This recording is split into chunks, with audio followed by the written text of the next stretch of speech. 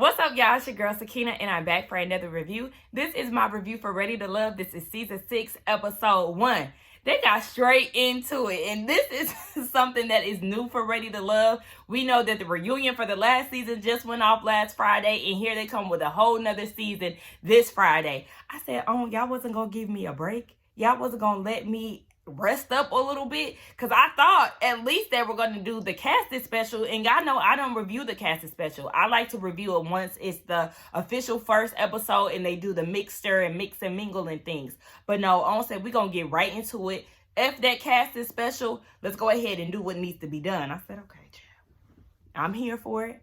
I ain't gonna complain because as y'all know, this is my favorite show to review, so I'm here for it. Let's go ahead and get into it because we do have a whole new cast that we need to discuss.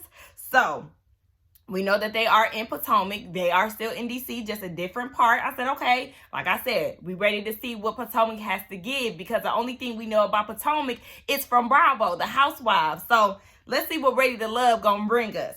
This year, this season, they're really stressing quality over quantity. It's even the name of the episode. So we get introduced to Paul. Paul is the first guy that we get introduced to, and he's 48. He said that he wants a woman with a lot of sexual energy. So much so where he wants the lady to be the meal, okay? He wants her to be on the table once he arrives from work. I said, oh, okay, Paul. But he said she also has to have some substance. We're going to see about you, Mr. Sexual Energy. And we get introduced to Dakia. She's 39. She is a sucker for love. She's been on Tinder, swiping left and right. And at this point, she's vaxxed and waxed and she ready to go outside. I said, okay. She get introduced to Paul. He likes her dress and I liked it too because it was yellow. And I love the look of yellow on black people. And then he says, you're beautiful. Is that your other name? We ain't got time for these corny lines. And he's talking about, no, I wouldn't do you like that. No, I have a feeling that corny is your middle name, okay? That's your other name, corny. But we're going to get more into Paul later on. Tiffany then arrives, and she's 37. She said that she likes to touch and be touched. And she said, if you don't know what type of party that is, then I don't know what to tell you. And I said, well, have you met Paul? You could very much so be the woman that's on the table, serving it up after he done had a hard day of work. Go ahead. We learned that she is a Southern woman. She's from Virginia. I said, y'all, is Virginia considered the South? Because,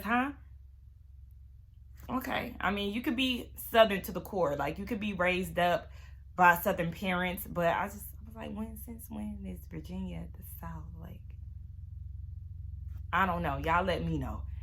Anyway, she said that she's traditional.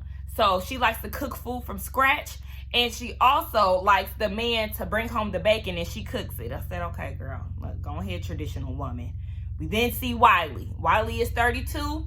He is a professional athlete. He used to play football for Virginia Tech. And he said that he feels like jocks get a bad rep because people naturally assume that they have a lot of women. But he's ready for marriage. I said, well, you sure is still trying to live in that athlete life because you still sporting that championship ring. Why do you still have that on? It was giving I want attention. Like, yes, I'm an athlete. Come talk to me. Like, women swarm around me. Let it go. When did you graduate from college? Because why are you still wearing that like it's an actual accessory? Like, it's rings. Like, that old big bulky ring. And he was wearing it in his little promo, too. Like, ugh. And the words of Beyonce, take that ring off. I got my eye on Wiley, just off the strength of that. So we then see Fernando. Fernando is 34. He said that chivalry isn't dead. But he started talking about that ex. I said, oh, wait a minute. The ex had zero respect for him, okay? She was nothing but a liar, a cheater, a deceiver, heartbreaker, okay? She was bringing men in and out the house. Somebody sleeping in my bed, Drew Hill. Okay, I said, huh? Not her sleeping around with the men and then going on trips with them, going on swingers retreats. I want to know how he found all of this stuff out. And then he was feeling some type of way because he didn't get no invite. Obviously, she ain't like you, Fernando. You was a strong black man, okay? Because you didn't seem that hurt about it when you was telling the story. But I said, oh, okay. Ooh. So then we see Keena. Keena is 39 and she is a self-proclaimed diva. She said she wants her man to lead the way, but she's also the one that is pulling the strings in the background. She has her first encounter with Fernando and she said, baby, I cannot talk to him because he got too much ass, okay? Y'all, I instantly thought about my coworker. She hates men with big asses. It was a man, one of our ex-coworkers. He used to work in our department. And baby, when I tell you, them slacks was hugging that ass, and she used to hate it like, oh my gosh, his butt is so big. So that made me think about her. Hey, Charnel.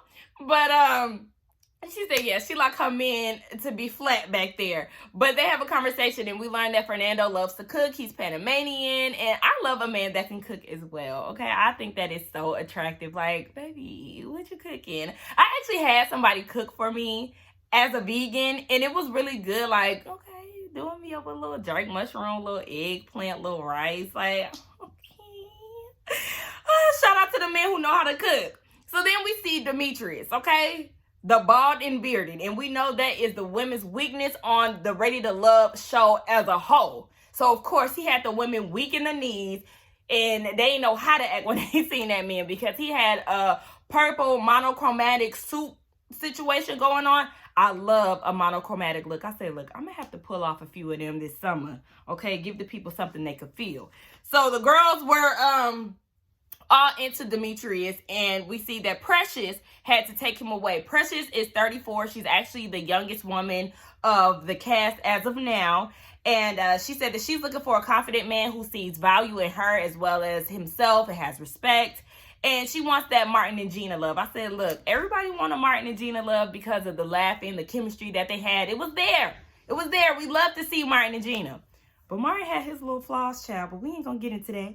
Anyway, Demetrius, I didn't get his age, so I don't know how old he is. But he said, yes, he is a very stylish man, but he really didn't get to hone into that because he was in the military, fresh out of college, or not college, but fresh out of high school. He'd been in there for 21 years. He recently retired, and he's ready to settle down and share his world with a particular woman. I said, okay.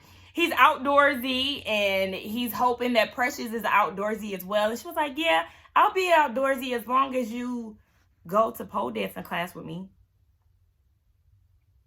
I feel like that was a weird request. Like, okay. He said he was down for it, so y'all go ahead. Maybe that'll be their first date. I don't know. So we get introduced to Sabrina, and Sabrina is 36. She said that she doesn't ask for much, but sis got a whole list, okay? She wants consistency out of a man. She wants him to be considerate. She wants him to love black people, and he has to be hot as fuck. I feel like hot as fuck is just like such a white term. I know, like, I don't know. I hate when women describe men as hot. I just don't, not even that, just when people do it in general, like hot. That's so Caucasian-y. But okay, we did see Laverne. Laverne is 44. He used to be a bodybuilder. He said that he used to do that for fun. But he's looking for somebody that is all about him and wants to build a life with him. So then we move on to Clifton. Clifton is also 44. And honey, he is a big teddy bear, okay? Giving bearded with waves. He got that big body bends, okay? I said, okay. Definitely a nice looking man. And then he got a deep voice. And Paul was saying in his confessional that Clifton is like the Barry White, the Earl James with the voice. And he knows at this time that they do have some competition. I said, oh, don't be shook by Clifton, okay? So then Tommy gathers everybody around and he's letting them know what it is. He said that y'all need to take it slow and simplify, okay? Again, the phrase of this season is quality over quantity. So he then says that there is 7 men and 7 women in attendance. And I ain't like that. Like, I don't understand why they decided to do this. I was here for Sydney and Sean coming in midway. But like to bring a whole nother half of the cast in, it's like, why? Why y'all doing it like this? Will, do I need to DM you again? I don't know if I ever told y'all this, but I did DM Will Packer a few years ago because y'all know he came up with This Christmas, and that's like my favorite Christmas movie. And I was like, ooh, I got a Christmas movie concept. Like, Let me tell you what it is, and he ain't read it. It's okay. It's all right. I done got over it. Do I need to DM you again to let you know that I don't like this formula that y'all trying to give? Because what if the second half of people mesh well with the first half of people and they might have missed out on their connection? Like, I don't know. I just don't like that. Y'all let me know what y'all think about this new mix-up that they got going on. But Tommy lets them know that 2 people are being sent home, so y'all better get to talking and making some type of connection. So the first couple that we see that is having a conversation is Fernando and Joy. Joy is 41. She's a singer, and she doesn't really like Fernando in the conversation that they're having because he wants to know if she's having kids, if she wants to have kids, where she's from. And she's like, look, this whole interview style of communication does not fit her. She said, when you're doing a job interview, you're trying to see if I'm qualified for the job and not really trying to get to know me as a person. So little does Fernando know, he is losing points with Miss Joy. And Miss Joy said that she wants someone who isn't fearful and sees her for who she is. I said, okay, Miss Ma'am. Next couple we see having a conversation is Keena and Wiley. We learned that he does something with high school students. I don't know if he's a football coach or what, but they didn't really get too much into it. Was it me or was she being a smart ass when he said that he does high school? He does charter school. She was like, yeah, all charter schools are high school. I was like, a little spice. Okay, girl, simmer down a little bit. So then she asked him how old he is. We know that he's 32. He asked her how old she is. She didn't really want to get too much into it. Y'all know how I be feeling about women not wanting to share their age. Like, girl, don't be ashamed, okay? Age ain't nothing but a number, girl. Just go ahead and let us know how old you is. Because all that lying and trying to be discreet about it, it just be a little weird to me. So she said, yeah, you're a little too young for me. She ain't into it. At that point, she was ready to end the conversation and go on to somebody else. And he said that he knows in his confessional, Wiley is saying that he knows that she is a blunt person. She's outspoken and he could appreciate that. But he ain't really seeing it as far as a connection. And we ain't seeing it either. Moving on to Demetrius and Sabrina. So Sabrina is saying that she is ready to love because she's Sabrina 2.0. She on to bigger and better things. She only doing shit that's going to make her elevate. Okay. So we learned that Demetrius had a marriage previously. He's obviously divorced now. The marriage lasted for 3 years and he was cheating. Okay. He owned up to it and he said that he had a lot of insecurities back then and he's in therapy trying to get himself together. He is doing the work. Demetrius, we love to see it, okay? Shout out to you being in therapy because a lot of Black people in general need to be in therapy and need to be doing the work, getting themselves together, trying to heal from past traumas and all of that. Like, listen, y'all. Find a way. So then we learn about Sabrina. She was also married at a young age and she's divorced, obviously, because they were too young. They didn't really know what they wanted and she had to get herself together because she's in therapy and she didn't want to feel like a failure. Shout out to you as well, girl, for doing your work. So Demetrius is liking the deep conversations that they're having. And he said, you know, she will actually be somebody that could understand that they put in a lot of work to be who they are today, basically. I'm just summing up what he said. But I said, listen here. Don't fall too soon because that's exactly what happened with Walter and Sabrina last season. Remember on the first mixer, they were bonding over sick parents and things like that. And then Walter got left down at the altar on the season finale. So don't give in too soon when it comes down to bonding over things that y'all have in common. Moving down on to P.O. and the ladies. Who was P.O., might you ask? Paul, the man that we first got introduced to. Yeah, they asking him, sir, what does P.O. mean? Because we know P.O. to mean parole officer. In the words of Yvette, y'all know Baby Boy, when she was like, get up or I'll call your parole officer. It's like that? Yeah, like that. Shout out to Baby Boy. So he said that he's a P.O. or his name is P.O. and it stands for post office. Is that what he said? Post office? Because he delivers. I said, okay, with your sexual needs, you probably mean that you be delivering pain. whatever, Paul. We see he having a conversation with Ace. Ace is 37, and she used to be married. She's divorced. It was over 10 years ago, and it lasted for a year and a half.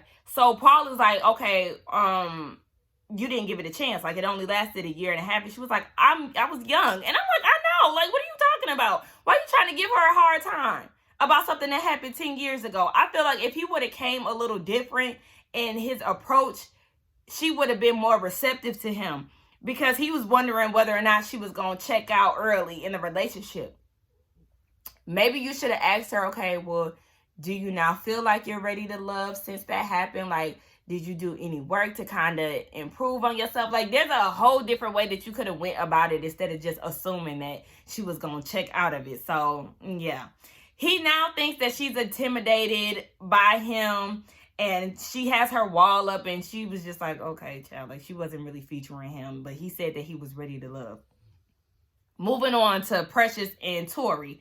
I put Troy. That's not his name, girl. His name is Tori. I'll mess around and start calling him Troy.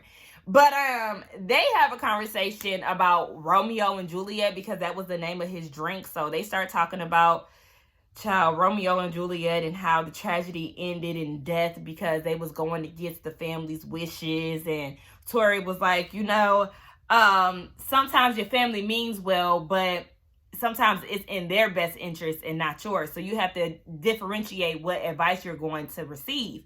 And she said that she wanted to know what type of advice his mom was giving him for this process. And we learned that he was raised by his grandparents. His mother really wasn't around because she was in the military. So when he is having conversation or interactions with people who are overly emotional, that kind of takes him aback a little bit, because his mom didn't even say that she loved him up until recently, about 4 or 5 years ago.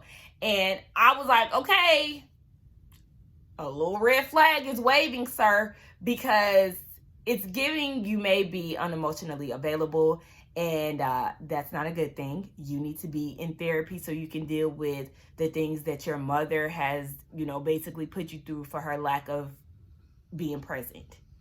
Like, Tori, I was about to call him Troy, but Tori, I'm gonna need you to go ahead and get some therapy so you can be more open to emotions and tap into, what your mama done put you through. So, Precious, we also learned that she wasn't raised by her mother either. She was raised by her aunt.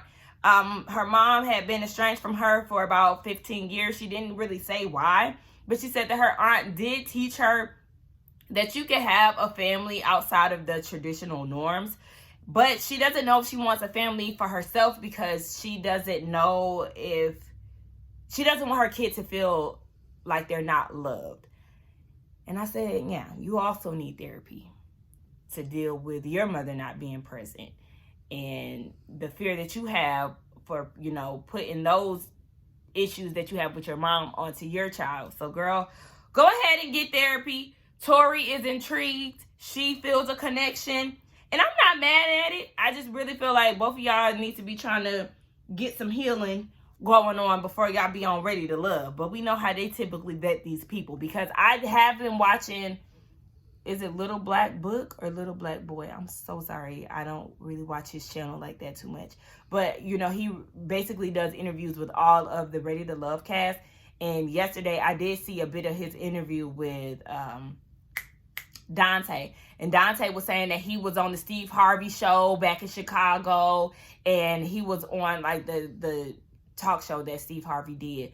And somebody recruited him. So we know that they really don't let people apply to this show. It's really like a recruitment type of thing, and it be actors and actresses. Like, child. Anyway, Tommy, I don't even know what made me say that. Like, I totally forgot what made me say that. Anywho, Tommy talks to the ladies, and he wants to know what men they're interested in.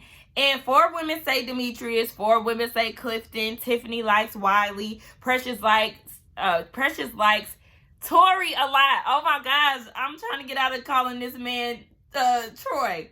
And they also like Laverne. They don't like Fernando, and they don't like Pio. Bottom line, bye Fernando. I knew he was going to be the one to go home, and yeah, they sent his ass packing. So now we know that the men now have the power to send a woman home. So they mixing and mingling up again. We see that Wiley and Ace are having a conversation. She said that she likes yoga and she likes to be at peace. That's something that she likes to do in her free time or whatever the case may be. Joy and Clifton, they have a cute little encounter. There's a little chemistry there. And Joy says that she doesn't have to peel back the layers when she's in conversation with him. And Clifton said that it's very organic and he knows when you have a connection like this so early on, it's not really a good thing because you're supposed to be getting to know everybody else. But he's like, hey, the connection here is organic. Like, we just gonna let it flow. I know that people are gonna get into him for drinking that champagne after her. I'm not gonna be the one to do it because it was not that big of a deal to me. I know that Corona is going around and all of that, but anyway, Tori and Tiffany, they have a conversation, but it wasn't really given too much. We know that Tiffany has 2 sons, and she said that her sons are open to her having a new relationship, but they don't want to see her get hurt again. And she says in her confessional that she doesn't want to be impulsive and jump into another unhealthy relationship. I said, girl, it's just the first mixer, okay? Just have the conversation, see who you mesh with, and go from there. Don't be trying to think impulsively and all of that. Just let it flow, sis. So Tori said that he definitely sees that she's guarded and he really ain't trying to give too much of that. Sabrina and Laverne, they have a conversation. We learned that Laverne is from Gary, Indiana, okay? The home of the Jacksons and Michael Epps. But you know, not Michael Epps. Girl, Mike Epps. But, the Jacksons, that's all that matters anyway. And did y'all get into Janet Jackson's documentary this weekend? I watched part 1. Y'all know, anybody that knows me knows that I am a die-hard Michael Jackson fan, stan. That's the only one that I will go up for. Anybody else, y'all can have. But MJ, that's the GOAT right there. When I tell y'all, instant tears. Okay, as soon as the documentary started, I already knew that I was gonna be crying, like, because it just took me back to a time and a place, like, and how I just fell in love. I fell in love with the Jackson 5 first because VH1 was playing that movie so much, and I love autobiography, so like I just got into it, and I started loving the Jackson 5, and then that started my obsession for Michael Jackson. It was just like, you know, it was up from there. But anyway, enough of me. Precious then hears Michael Jackson, and she decided to moonwalk her way into the conversation on her Billie Jean shit and interject. So they was flirting over Laverne being a ex-bodybuilder, and she trying to get her body right. And he was like, can I put the lotion on your body, Yachty? And she like, yeah. I said, okay. They liking each other. She said that she liked his confidence because he could take a big personality like hers. And he said that he does want somebody that's honest and is gonna hold him accountable. He doesn't want a yes woman. So they're vibing. And then in walks Keena on her Dirty Diana shit, and she, you know, then sends Precious packing, and then they have a conversation. But we really didn't get to see too much of their interaction, but we know that it obviously wasn't given too much of anything. And Precious said that she likes what she doesn't like about Laverne. Like, she likes the fact that he's social, but she doesn't like that because then a lot of people are gonna gravitate to him and shit like that. But we'll see what goes on with them later down the line or down the season. So Clifton and Dakia, they have a conversation, and they start discussing their 5-year plan, and I was like, ew. I hate when people ask that because it's very interviewy. Like, I'm glad Joy didn't ask that or get asked that question by Clifton, because she might have been turned off. Like, okay, sir, this 5-year plan. So they start talking about being on the water and all of this, and then here comes Keena interjecting yet again. Now, they like, okay, well, girl, we're going to include you in the conversation. We're talking about our 5-year plan and how we're going to be on the water. Like, what you got to say about that? And she's saying in her confessional, I'm just here to get an Advil because I got a headache. I said, well, I couldn't tell. Because you sure did sit your ass down like you wanted to engage in a conversation. I didn't see you do one of these. Hey, I'm sorry to interrupt, but like, one of y'all got an Advil or something like that? Girl, Stop it. Even though Clifton did already know that you was pretty tired and over the process at that point. So Tommy then talks to the men, and they talk about who they didn't like, and or who they like. A lot of men did say Sabrina. Paul also said that he liked Sabrina in the physical. All right, sexual energy. I got my eye on you. You talking about a woman needs to have substance, but the first thing you led with was her coochie being on a platter when you get home from work. Ooh, yeah, I got a feeling I ain't gonna feature him. Anyway, they also like Precious, Dakia, and Joy. They don't like Keena, and Wiley doesn't like Ace because they couldn't get past yoga. And they didn't like Tiffany. Long story short, Keena went home, and I also seen it. I also thought it was very funny that both Fernando and Keena, they had their first interactions with each other, and they were the first ones to go. I seen it coming for the both of them. Anyway, y'all, let's go ahead and get down in the comments and talk.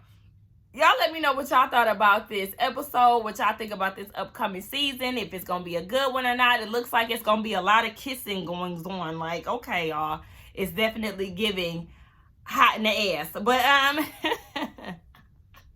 let's get down in the comments and talk. Don't forget to like, comment, and subscribe to my channel. And I will see y'all in the next one. Bye. Oh, yeah, like, I had to tell y'all, like, who I'm seeing it for on my first impressions. So, Clifton does seem pretty cool for the guys. I did like Demetrius. I really did get drawn into Tori. I really liked him. I think he might be, like, the #1 guy for me. But I think those are my top 3 for the men. I like Laverne, too, though. Yeah, I like the 4 of them. So far, I'm really feeling the guys. I did like Joy for the ladies. I like Sabrina as well. And those were like the first 2 women that really stood out to me. Sabrina and Joy. I like Precious too. But wait a minute. Precious. Them contacts in that wig.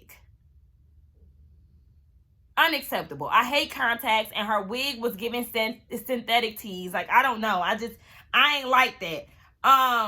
Was there anybody else that I liked as far as the women?